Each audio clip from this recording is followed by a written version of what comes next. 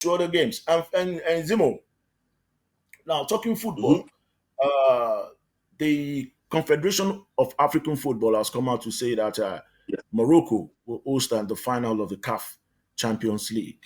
Now, we know that a Moroccan team most likely will qualify for the final of that CAF Champions League, and an Egyptian team is also for me is in the final. Talking about Al Ali, and CAF has Alali. decided to take the final. Yeah, they've decided to take the final to Morocco. Now, I thought this game is supposed to take place on the neutral ground. Why is it taking place in Morocco? Yeah. Is it a Moroccan team is in this semi-final, isn't it? That's right. Okay, let's quickly go to the story before you say anything, Timo. You just hold on. Holders Al Ali remain on course for an unprecedented third straight CAF Champions League title after a resounding 4-0 victory over 10-man intensity of Algeria in Saturday's semi-final, first leg at Al Salam Stadium in Cairo. Percy Tau scored twice and provided two assists for both Tahar and Muhammad Sharif as the home side put in a dominant performance against 10-man Setif. So, which means Al Ali, they are 1 foot into the final.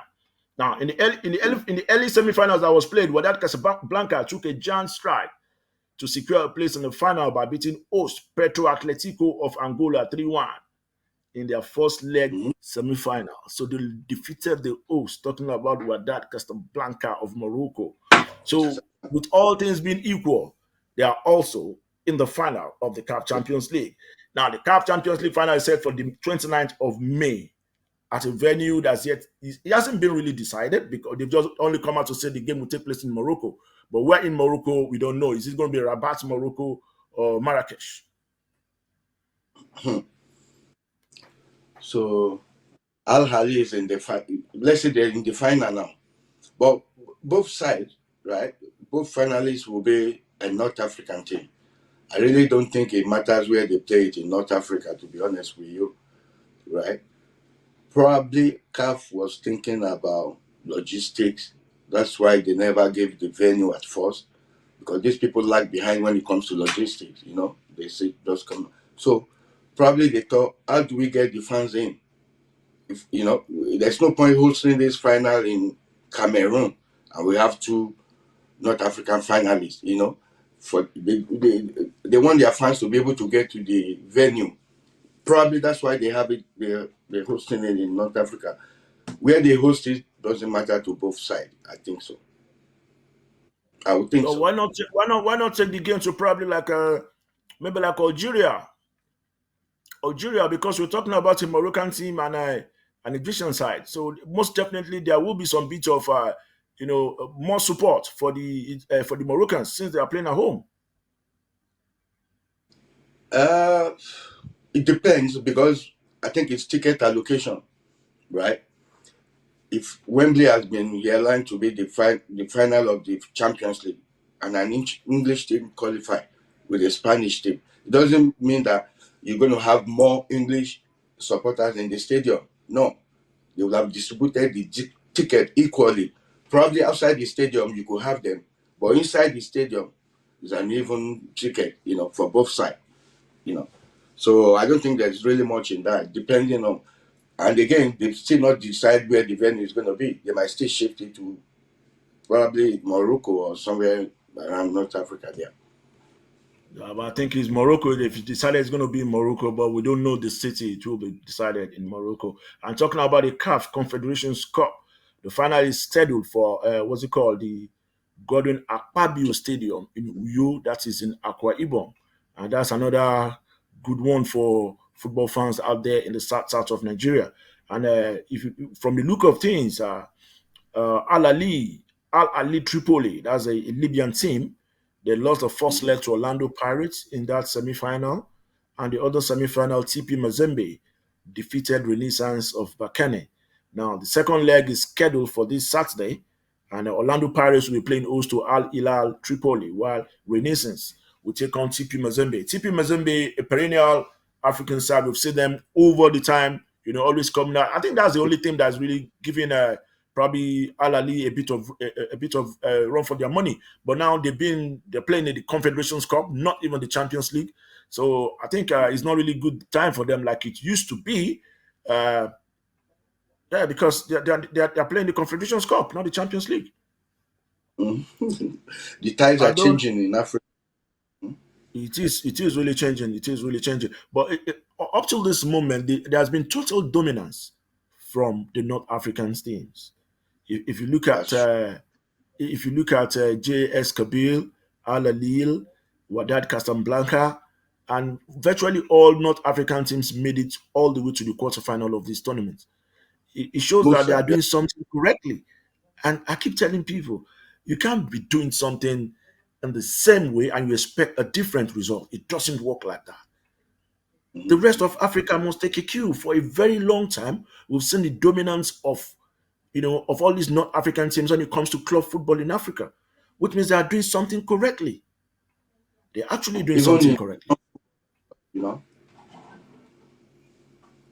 they've done well. Egypt, Algeria, they've always done well. The national team as well. Yeah, let's talk about other parts of football now. The fifth edition of the Stephen Keshi Annual Memorial Lecture will take place in Benin City on the 6th of June. According to the organizers, the theme of the event is Transformation of Nigerian Football Governance, Structure for Sustainable Growth and Development.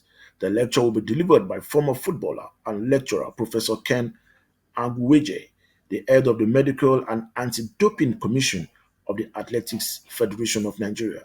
This is not only timely but deliberate to provide informed solutions to the inherent weaknesses of our football. That's coming from the organizers. Editor in chief of Moment Africa Media, Ikedi Iziguzo, and Prince Harrison Jala, chairman board of trustees of the Professional Footballers Association of Nigeria, were presenting two other papers, like a peep into the status of football governance in Nigeria, issues, challenges, and solutions, and the role of footballers in shaping the administration of football in Nigeria, respectively. Now, Enifemi, uh, for me, and for to a man like you, this is not coming as a surprise. I can't count the number of symposium and workshop and seminars that I have attended, all in the name of taking Nigerian football, challenging Nigerian football to the next level. Now, what is your take on this? Coming from people like Austin Popu, quite a number of ex-internationals are involved in this. What's your take on this, Annie? I think it's a good idea. We need to keep reminding people, about how to improve football governance in Nigeria. Right? They've had so many, but we need to keep reminding them. This is a very good symposium that is coming up, and uh, it's going to address with the title. I think it's going to address the uh, how do we get ex-footballers involved in football governance in Nigeria, which I think we've discussed before on this program. It's something we really need. Probably we could have them in management. Let them see. Let's see how they can move that FA forward, or if they've got any other contribution. These guys have experience. They played all over the world. They played under big managers. You don't know where they could come in and contribute. I really support this, and I feel we need something like this just to give our ex-footballers chance to come in and into football Well, administration and see. for me, having this kind of a program is not a bad idea. I totally agree with you. But for me, it is, when you have this kind of program, how do you enact it? How do people get really involved in it? How do you practicalize? How does it go? You need to be pragmatic about this, not just talking about it, not just writing notes, but, make it happen. We don't make it happen. That is my grasp with this kind of program. We don't make it happen. We don't reenact. We don't really put it into action. Everything that was discussed at this kind of event. We've had so many numerous events like this over time. But do they really put it into practice? That is the question. They need to put it into Uh, but, practice. but where do you think that problem lies? That they've not been enacted. Where do you think that problem lies? It's all about the role of the government comes into play here, because the government needs to. Very needs much to, into it. Yeah. the government needs to be to be sincere with the people, just like the people Mm-hmm. should be sincere with themselves. The government really needs to be sincere with the people, and that's about nominating, selecting credible candidates for these kind of sensitive positions. There are so many positions all over the country that are very sensitive. It's until when we Mm-hmm. stop to politicize it and you pick the right Politicized. candidate, Yeah. irrespective of where he comes from, irrespective of his creed, his religion, his beliefs, just give us that credible person. We have so many of them, but they are not engaged. Okay, when we talk about ex internationals, like I said earlier, I said we must learn to sow a seed. Long term project. That's the only thing that can take our sports to the next level, not a jamboree approach.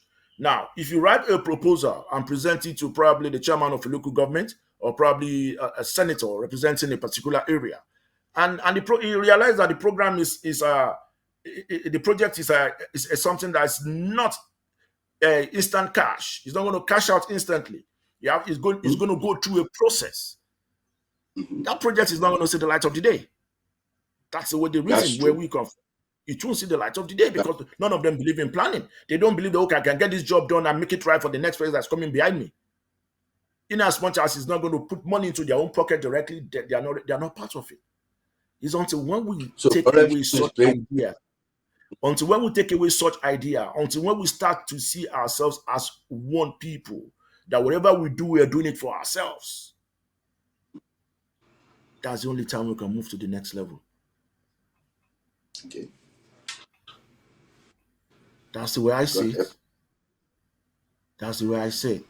Let's move on now to football that took place in England over the weekend, where Eddie Keita, that's a Ghanaian striker, has become the only second player in the club's history to have scored in the opening 10 minutes of the English Elite Division match, according to Opta. Now, the first player that did it happens to be Nigeria's Kanu Nwankwo, and the record has finally been broken right now, and that record stood for a very long time. Talking about Kanu, don't forget he enjoyed an iconic, time out there in Arsenal, you know, before he moved on to That, West Bromwich Albion, and I think he went to Portsmouth as well. mm-hmm. But That was he's that's doing a a great job. record. Hmm? Yeah. What did you say, Zimo? I said that's a 20-year record he broke at the weekend. That's right. That's right. I'm talking about Kano. He's doing a great job back home, with grassroots football development. I don't know if he still has that program ongoing with Green Spring Football Camp. They used to have this Kano Green Spring Football Camp, on for a very long time. I don't know if it's still existing right now, but if they are still on with that camp, I It still think that should be exists. that's a big kudos to Mrs. Lai Koiki and Kan Nwako. That's a great job.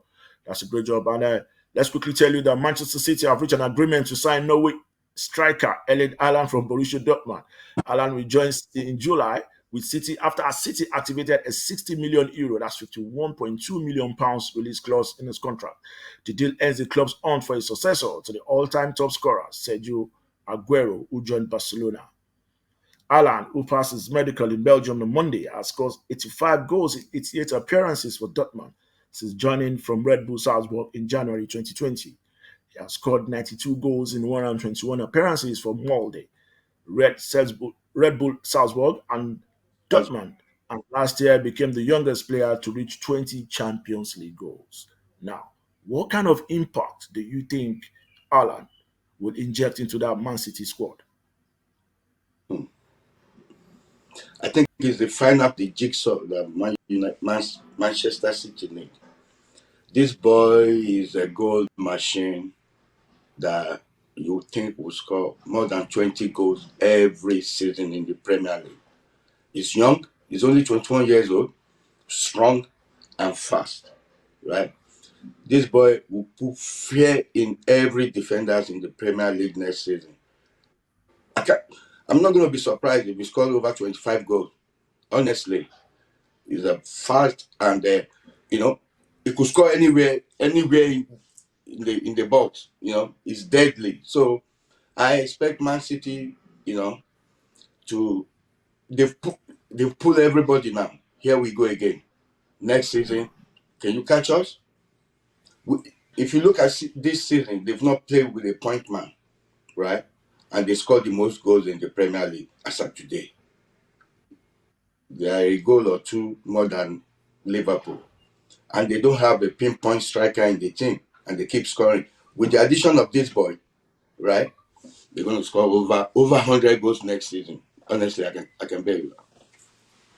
Yeah, they should be able to score a lot of goals because we know that Alan is fast, is energetic, you know, and he's got so much speed as well, and he's also good in the air. But for me, there's some bit of reservations about his style of play.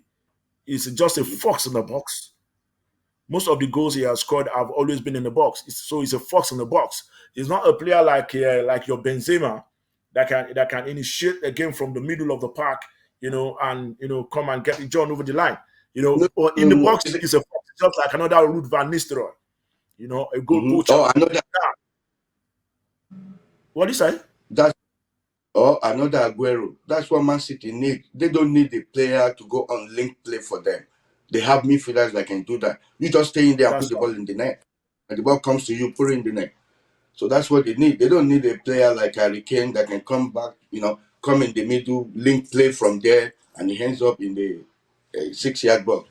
No, just go up there. Whenever the ball comes there, oof, put it in. He will score Yeah, goals. just put I it can in. bet you that he will score goals.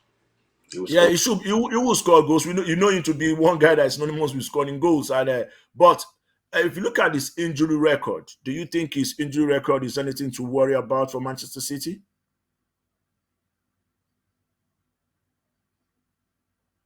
Well, let's quickly tell you that the number of teams in the next Champions League group stage will rise from 32 to 36 from 2024 to 2025. This according to UEFA.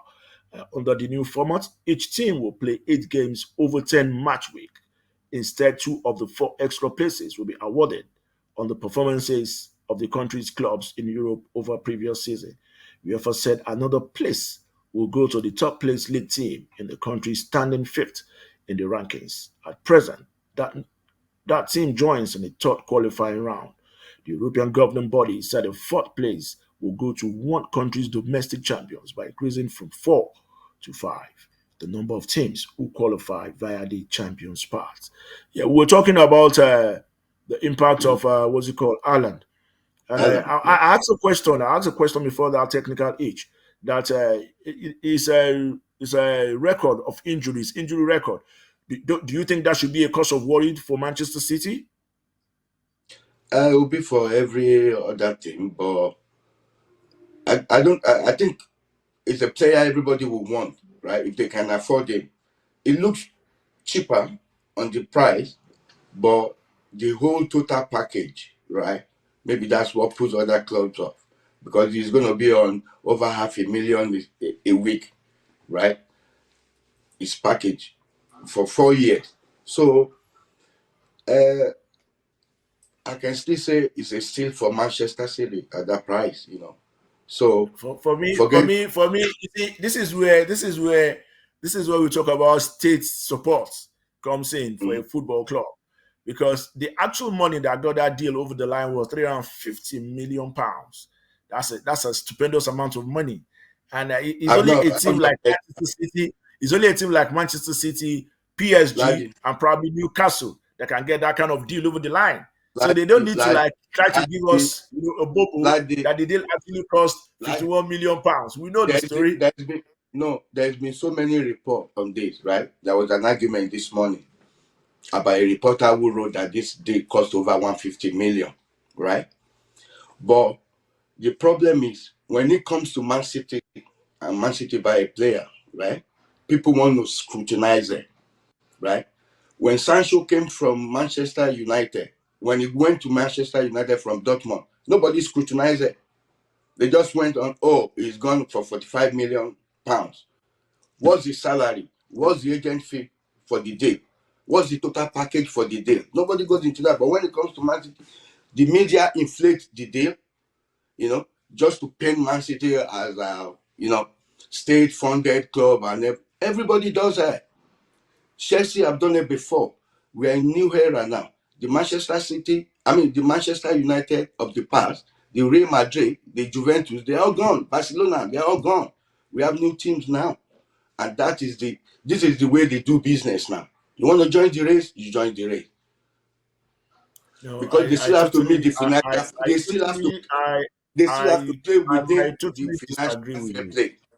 Like if because you say it's you see 350 what million, actually transpired. What actually mm, transpired concerning that deal was that a particular amount of money was designated for the late Mino Raiola.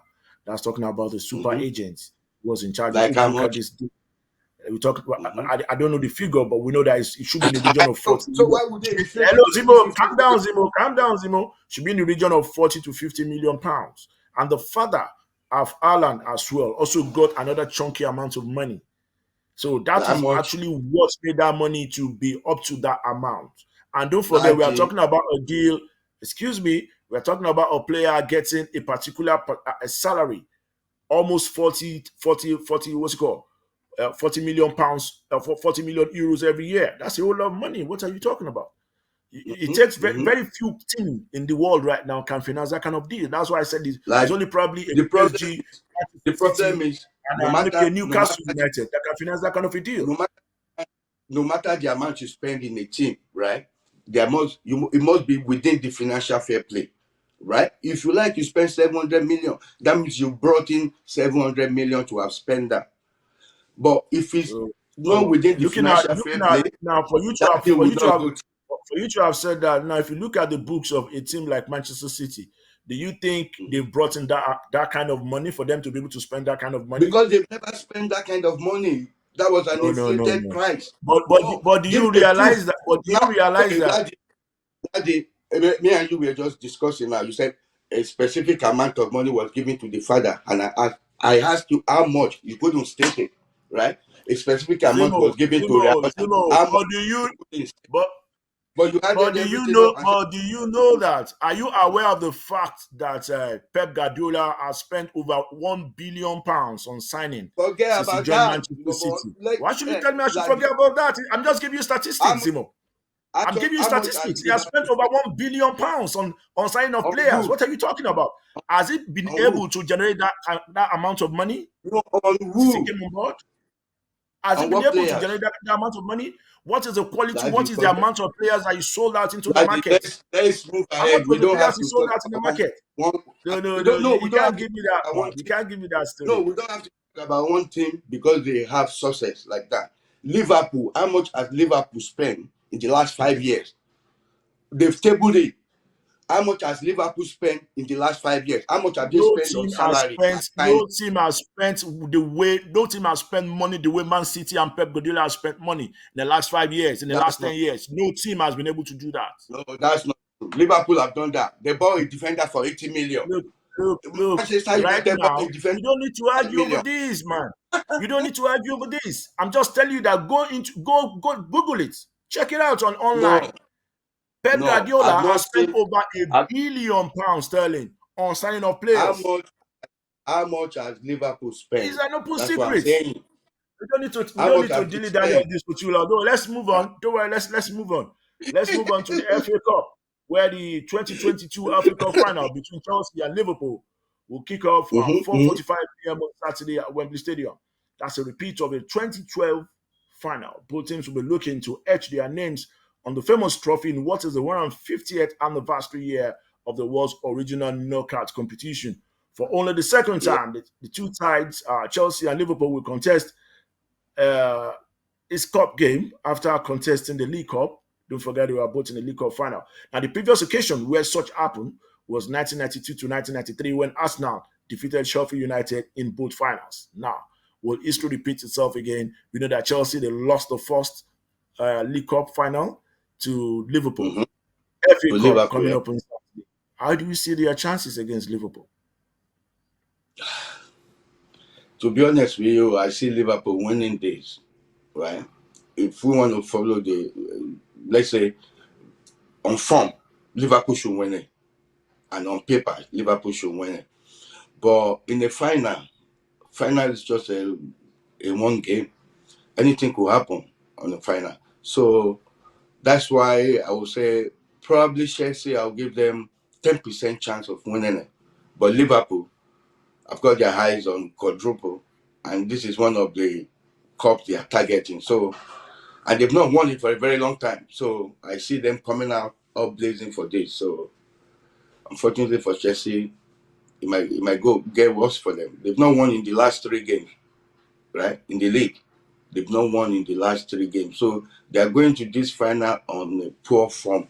And Liverpool is on fire at the moment. So we'll see what happens tomorrow on Well, Saturday. don't you think that that might be a way to just catch Liverpool off guard? You know, because if you look at Chelsea, I think apart from the European Super Cup which they won, I don't think Mm-hmm. they stand a chance of winning any other trophy again apart from this FA Cup. Apart They from are up the way yeah, mark in the league.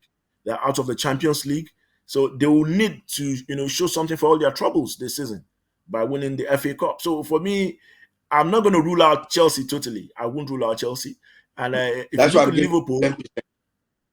what 10% is too little, my brother. It's Ten still like percent is nothing not. there. You're not giving them any chance to even to win it. Not to talk of to score goals, not to talk of winning it. So why would you say 10%? That's too mean. I thought we probably would have said probably a 60-40 situation, if not a No, 50-50 no, no. situation. But I I give think them. that game, the pendulum can swing anywhere. I think Chelsea also have the team to win it. And don't forget, a lot of their players will be leaving that squad this season because they don't know what is really going to happen in the next couple of weeks or months. So a lot of their players No, might leave, and I think they will want to leave on a high. They wouldn't want to leave that's without leaving a mark. They will also want to leave on a high, despite the fact that Liverpool are also is targeting the quadruple. And right mhm. now, the league, I don't see Man City taking their feet off the throttle. Or what's your take on that? We No. saw that game between Liverpool and Aston Villa yesterday. Sadio Mane scoring that beautiful header, to give them Uh, victory at Villa Park. Now Chelsea, I think they have a game. They have a mhm. game in their hand, no doubt, no doubt. Because if you look at Luis Diaz, that guy has been one player that has really turned things around for Liverpool going forward, Yes, and he yes, was it's been also a good signing. impactful yesterday as well. And Mhm. that Liverpool squad, I tell you something, they have a crack side. They really have a crack side. Yeah, And one player that nobody really talks about is that Origi. People hardly talk about Origi. yeah, because he doesn't play that much. He's an impact player. When they're in trouble, that's when they try and bring him out. He doesn't play that much.